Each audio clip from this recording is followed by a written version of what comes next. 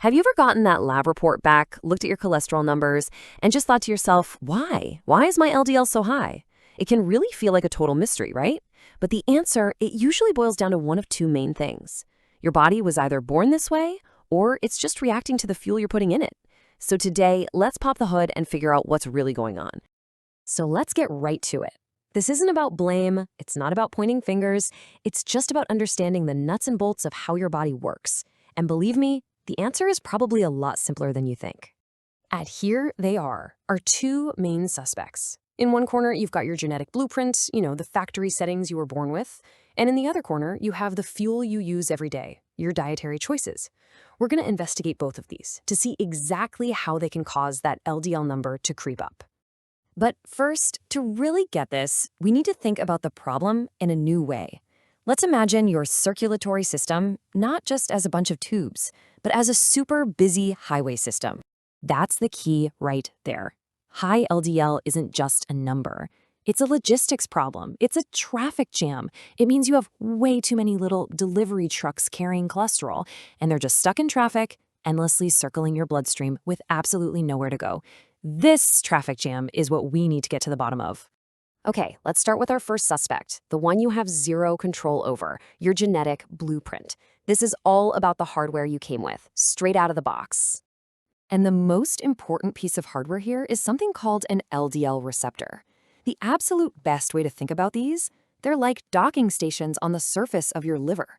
Their entire job is to reach out, grab those LDL delivery trucks as they fly by, and pull them in to unload their cholesterol.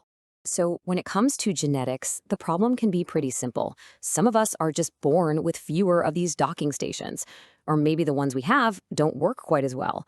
It's just like a massive, busy warehouse that was built with a tiny or even a broken receiving dock. The system itself is flawed from the get-go. And what happens then? Well, the delivery trucks, they're just trying to do their job, right? They pull up to the liver, cargo ready to go, but there are no open spots, not a single place to park. So they have no choice but to get back on that highway and just keep on circulating, which, you guessed it, keeps your blood LDL levels high. So that's the genetic side of the story. But what if you were born with plenty of docking stations? Well, there's another way to create a massive traffic jam. And this one has everything to do with the fuel you use. Let's look at how your diet can cause its own kind of gridlock. Every time you eat fat, your body goes on this incredible four-step journey. First, bile acts like dish soap, breaking up big globs of fat.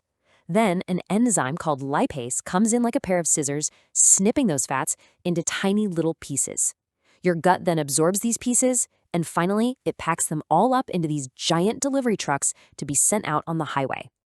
Now, this is where it gets really interesting, because the process is pretty much the same for all fats, but the cargo, what's actually packed inside those delivery trucks, that's the real secret. And that cargo depends completely on the type of fat you just ate. So you can have good cargo, which comes from unsaturated fats, or bad cargo, which comes from saturated fats, butter, fatty cuts of meat. The most important part of this whole story is how the liver, our warehouse, reacts to these different shipments. It rolls out the welcome mat for the good stuff, but the bad stuff, oh, that's a completely different story.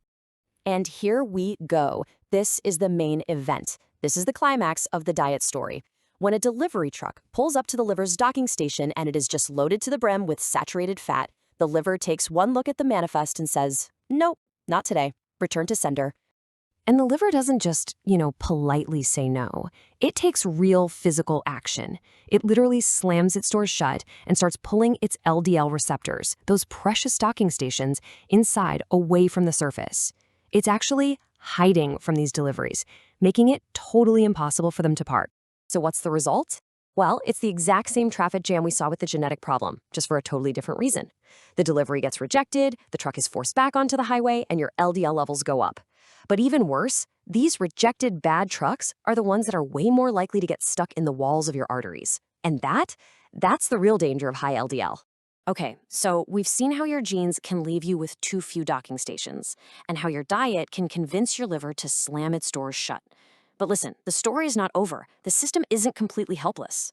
Which, of course, brings us to the million-dollar question. Whether the doors are missing because of genetics or they're bolted shut because of diet, is there anything anything at all that can force those doors back open and get traffic moving again? And the answer, I am happy to say, is yes. A big yes. Your genes and your diet, they definitely set the stage, but they do not get the final word.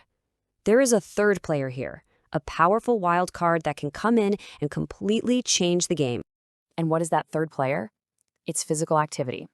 Exercise does so much more than just burn calories. It has a direct mechanical effect on this entire delivery system. You can almost think of it like a powerful vacuum cleaner for your arteries, one that's actually capable of clearing out that entire traffic jam. So, how does it do it? How can just moving your body convince your liver to open its doors and start accepting all those deliveries again? Well, next time, we're going to show you exactly how that works. We'll break down the science. You don't want to miss it.